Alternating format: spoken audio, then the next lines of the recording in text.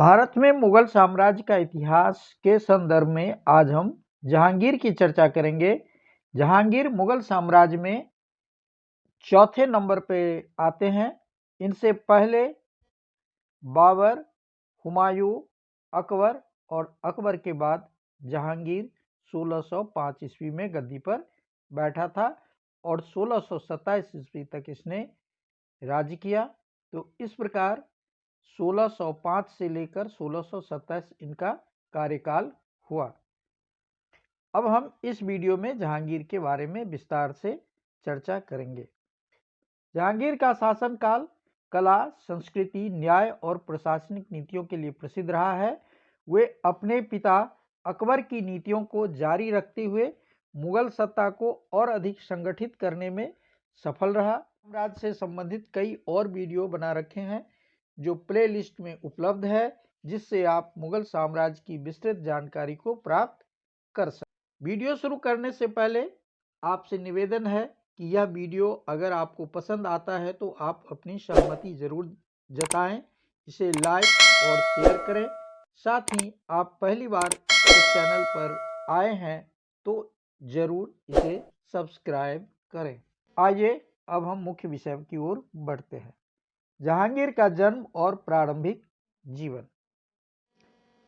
जहांगीर का जन्म 31 अगस्त 1569 यानी 1569 को फतेहपुर सिकरी में हुआ था। इनका मूल नाम फखरुद्दीन मोहम्मद सलीम था। वे मुगल सम्राट अकबर और उनकी पत्नी मरियम उज जमानी, जो एक हिंदू राजकुमारी थी और वह आमतौर पर जोधाबाई के नाम से जानी जाती थी, के पुत्र थे। सलीम का नाम प्रसिद्ध सूफी संत शेख सलीम चिश्ती के नाम पर रखा गया था। अब इनके जन्म के संबंध में यह कहा जाता है कि शुरू में अकबर को संतान की प्राप्ति नहीं हो रही थी, तो सूफी संत शेख सलीम चिश्ती ने इनके लिए भविष्यवाणी किया था और उसके बाद अकबर को संतान की प्राप्ति हुई थी। सलीम का बचपन बड़े ऐशो आराम से गुजरा था। सलीम को फारसी, अरबी, तुर्की और संस्कृत भाषाओं की शिक्षा दी गई थी। उन्हें सैन्य प्रशिक्षण भी दिया गया था और प्रशासनिक कौशल भी सिखाया गया था। लेकिन इस सब के बावजूद सलीम बचपन से ही स्वतंत्र विचार वाले थे और विलासिता की ओर आकर्षित थे। वे शराब और अफीम के सेवन की ओर भी प्रवृत्त हो गए थे, जिससे अकबर चिंतित रहते थे। अब हम सलीम के बारे में जिक्र करेंगे, उनके सामाजिक संबंधों का, और सलीम के कुल 20 विवाहों का जिक्र मिलता है, जो कुछ इस प्रकार से है। पहला विवाह शाह बेगम, जिन्हें मानबाई के नाम से जानते हैं। विवाह का वर्ष था 1585। अकबर के शासनकाल में यह विवाह हुआ था और इस मानबाई के पिता का नाम था भगवंत दास, जो आमेर के कछवाहा राजपूत थे। तो पहला विवाह मानबाई से होता है। यह विवाह मुगल राजपूत संबंधों को मजबूत करने के लिए हुआ था और मानबाई जहांगीर की पहली प्रमुख पत्नी थी और उनसे खुसरो मिर्जा नाम का एक पुत्र पैदा हुआ था। बाद में मानसिक असंतुलन के कारण उन्होंने 1604 ईस्वी में आत्महत्या कर ली थी। इनका दूसरा विवाह जगत गोसाई, जिसे जोधबाई भी कहते हैं, से 1587 ईस्वी में हुआ था। जगत गोसाई के पिता राजा उदय सिंह राठौर थे, मारवाड़ के राजपूत थे। यह विवाह भी राजपूतों के साथ गठबंधन को दर्शाता है और जगत गोसाई ने जहांगीर के प्रसिद्ध पुत्र शाहजहां, बचपन का नाम जिसका खुर्रम था, तो खुर्रम की माता थी, उन्हें बिल्किस मकानी के नाम से भी जाना जाता था। अब हम उनकी अगली शादी का जिक्र करेंगे। तो अगली शादी साहिब जमाल से होता है 1590 के आसपास। साहिब जमाल के पिता थे ख्वाजा हसन, एक प्रतिष्ठित सैयद परिवार से जुड़े हुए थे, और साहिब जमाल के पुत्र परवेज मिर्जा था, जिनका जन्म 1590 में हुआ था। यह विवाह धार्मिक और सामाजिक संबंधों को मजबूत करने के लिए किया गया था। अब आगे जो विवाह हुआ वो मल्लिका-ए-जहां यह विवाह 1596 ईस्वी में होता है। इनके पिता का नाम राय सिंह जो भट्टी राजपूत थे। यह विवाह सिंध क्षेत्र में मुगल प्रभुत्व को बढ़ाने के लिए किया गया था। मलिकाए जहां ने सुल्ताना बेगम नामक पुत्री का जन्म दिया था। इनका अगला विवाह का जो जिक्र है वह है खास महल, जिन्हें सलीहा बानो बेगम के नाम से जानते हैं। विवाह का वर्ष था 1608 ईस्वी और इनके पिता का नाम था जैन खान कोकर। इस प्रकार जहांगीर की 20 शादियों का जिक्र है और उनमें सबसे जो आखिरी शादी होता है वह नूरजहां के साथ होता है। नूरजहां पहले एक अफगान सरदार शेर अफगान की विधवा थी। उन्होंने जहांगीर के दरबार में अभूतपूर्व प्रभाव डाला और वास्तव में सहशासक की भूमिका निभाई। उन्होंने सिक्के पर अपना नाम खुदवाया और कला और संस्कृति को प्रोत्साहित किया। जहांगीर और अकबर के बीच के जो संबंध है वो थोड़े से चर्चा करने का विषय है। जहांगीर और अकबर के बीच का संबंध तनावपूर्ण रहा है, जिसका मुख्य कारण सत्ता की लालच और प्रशासनिक मतभेद था। सलीम ने सत्ता के लिए अपने पिता के खिलाफ कई बार विद्रोह किया, जिनमें से महत्वपूर्ण विद्रोह 1599 में हुआ जब अकबर दक्षिण भारत में व्यस्त था और सलीम ने इलाहाबाद में स्वयं को बादशाह घोषित कर दिया और सत्ता हथियाने की कोशिश की। अकबर ने अपने सेनापति अब्दुल रहीम खान खाना के नेतृत्व में विद्रोह को दबाया। अंततः उन्होंने सलीम को माफ कर दिया। इस प्रकार से सलीम का पहला कोशिश नाकामयाब रहा। 1602 ईस्वी में ओरछा के शासक वीर सिंह बुंदेला की मदद से अबुल फजल का कत्ल जहांगीर के इशारे पे हुआ, जिसके कारण अकबर काफी दुखी हुआ था। राजकुमार सलीम अबुल फजल को सिंहासन के रास्ते में अपना बड़ा बाधा मान रहा था। अब हम देखेंगे जहांगीर का राज्याभिषेक। तो जहांगीर का राज्याभिषेक 3 नवंबर 1605 ईस्वी को आगरा में हुआ। अकबर की मृत्यु के बाद राजगद्दी के लिए सलीम और उसके पुत्र खुसरो के बीच संघर्ष हुआ।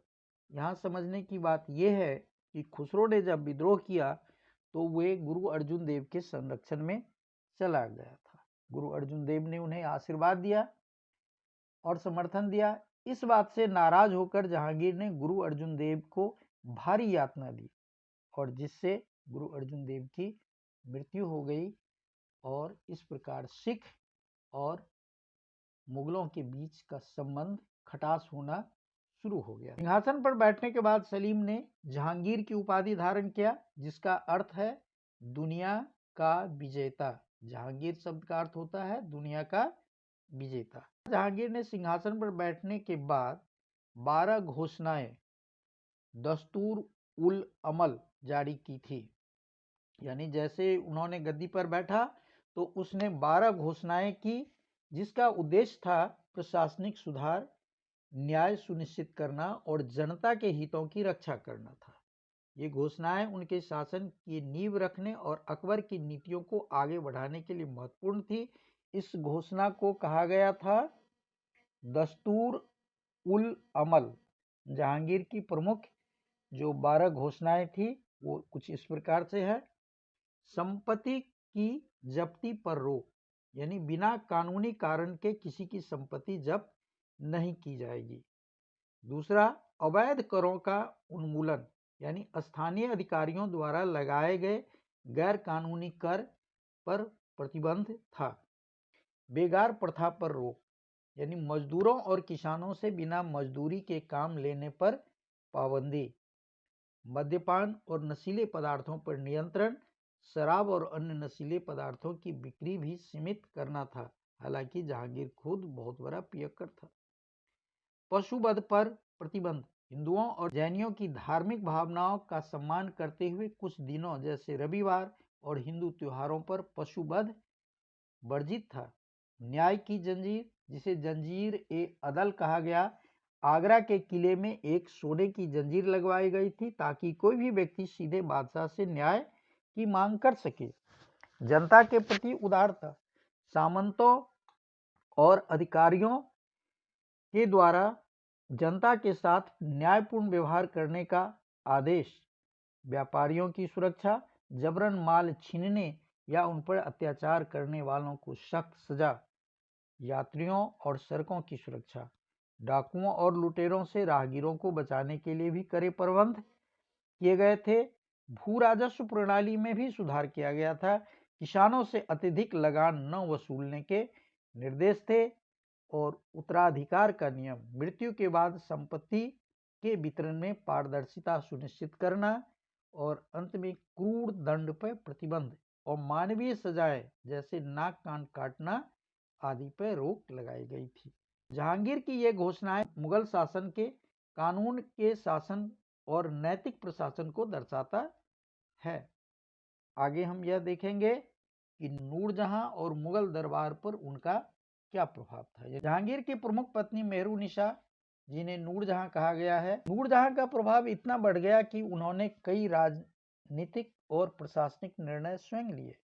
उनके पिता गयास बेग, जिन्हें मिर्जा गयास बेग या इतिमाद उद दौला कहा जाता था, और उनका भाई आसफ खान ऊंचे पदों पर आसीन थे।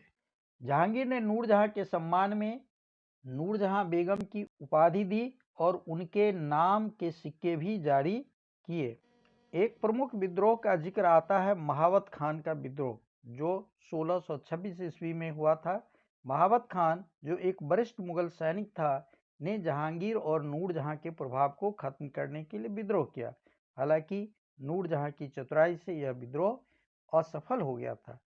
सैन्य अभियान और राज्य विस्तार। जहांगीर ने कई महत्वपूर्ण सैन्य अभियान चलाए, जिनमें प्रमुख था मेवाड़ का अधीन होना। यह 1615 ईस्वी की बात है।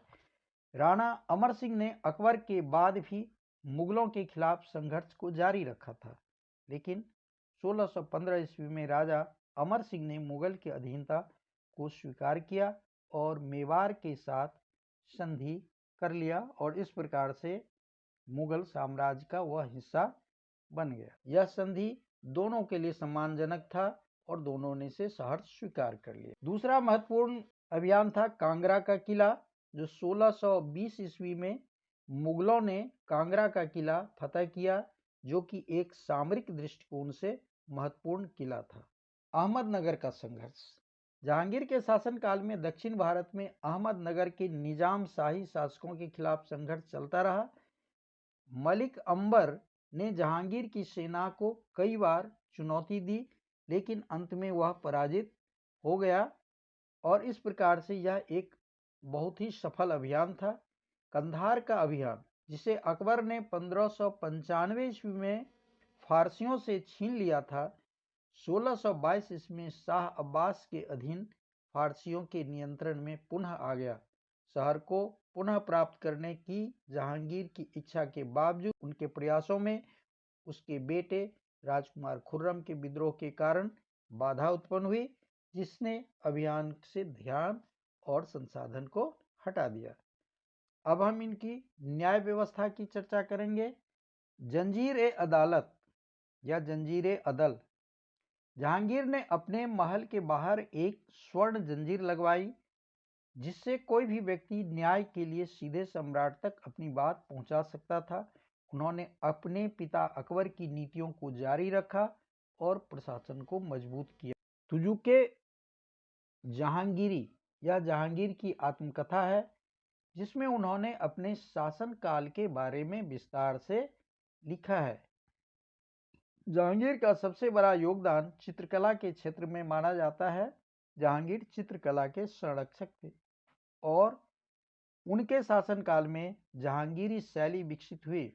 इनके दरबार के कुछ प्रसिद्ध चित्रकार इस प्रकार से हैं। मंसूर, प्रकृति और जीव जंतुओं के चित्रण में निपुण जहांगीर ने उसे नादिर उल अस्त की उपाधि दी थी। दूसरा जो महत्वपूर्ण कलाकार था वो बिशन दास था। उत्कृष्ट व्यक्ति चित्र यानी पोर्ट्रेट के निपुण माने जाते थे और जहांगीर ने उसे ईरान के शाह अब्बास का चित्र बनाने भेजा था। अब्दुस समद, मुगल चित्रकला के विकास में इन्होंने महत्वपूर्ण योगदान दिया। आगे आगा रजा, व्यक्ति चित्रों के लिए प्रसिद्ध चित्रकार था ये आगा रजा। अबुल हसन, जहांगीर ने उसे नादिर उज जमाना युग का अनोखा चित्रकार की उपाधि इसे भी दी गई थी। निष्कर्ष के तौर पर यह कहा जा सकता है कि जहांगीर के काल में मुगल चित्रकला ने यथार्थवाद, बारीकी और प्राकृतिक सौंदर्य को अपनाते हुए अभूतपूर्व ऊंचाई को छू लिया। चित्रकला के लिए यह काल स्वर्णिम युग के रूप में जाना जाता है।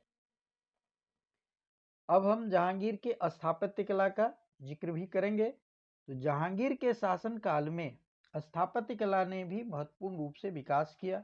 इस दौर में मुगल स्थापत्य में फारसी, तुर्की और भारतीय शैली का सुंदर समन्वय दिखता है।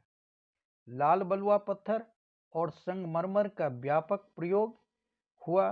प्रमुख कृतियों में आगरा के इतमाद उद दौला का मकबरा, जो पहली पूर्ण संगमरमर की संरचना थी, सिकंदरा में अकबर का मकबरा, इसके बाद लाहौर का किला, फिर कश्मीर का शालीमार बाग भी शामिल है। इन संरचनाओं में जटिल नक्काशी, चित्रांकन, चारबाग शैली प्रमुख थी। अब हम यह देखेंगे कि जहांगीर के काल में कौन कौन से विदेशी भारत में आए। ब्रिटिश व्यापारी मुगल बादशाह जहांगीर के शासनकाल में भारत आए। सबसे पहले 1606 ईस्वी में कैप्टन विलियम हॉकिंस जहांगीर के दरबार में पहुंचा। उसने अंग्रेजी व्यापारिक अधिकारों के लिए अनुमति मांगी। जहांगीर ने उसे खान की उपाधि दी और सीमित व्यापार की इजाजत दी। फिर 1615 ईस्वी में सर थॉमस रो औपचारिक रूप से ब्रिटिश राजदूत बनकर आया। उसने जहांगीर से व्यापारिक समझौता करके सूरत आदि क्षेत्र में फैक्ट्रियां स्थापित करने की अनुमति प्राप्त की। इससे अंग्रेज का भारत में पैर जमना शुरू हुआ।